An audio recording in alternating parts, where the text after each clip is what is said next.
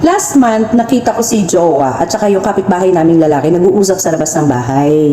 Ngayon, sabi niya, pre, baka naman pwede makikonnect sa wifi nyo. So si Jowa, hindi nagdalawang isip, ibinigay yung password ng wifi namin. Tinanong ko siya.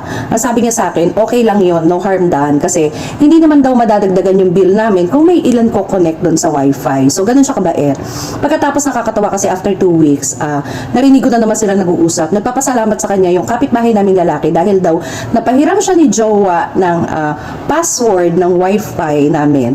Nakapagpakabit sila ng Netflix. So, natutuwa naman si Jowa, sabay sabi na, pre, baka kami naman yung pwede mong bigyan ng password ng Netflix mo para kahit paminsan-minsan nakakapanood ako. Ngayon, bigla narinig ko yung kapitbahay ko, yung babae, yung asawa, nagsabi na hindi pwede. Agad-agad yun ha, hindi daw pwede kasi ako ang nagbabayad ng Netflix. Okay, di fine. So, natapos na sila mag-usap si Jowa at saka yung kapitbahay namin. So, maya-maya sumisigaw na yung babae naming kapitbahay. Tinatawag yung asawa niya. Ano daw ang nangyari? Bakit daw walang internet connection? Syempre, hindi yun alam ng asawa niya. Pero, nagulat na lang ako nung kumakatok itong kapitbahay naming babae. Ako na yung marap. Ang sabi niya, bakit daw hindi na siya makakonect sa wifi namin? So, sinagot ko siya. Sorry, hindi na pwede kasi ako yung nagbabayad ng wifi. Hindi ba?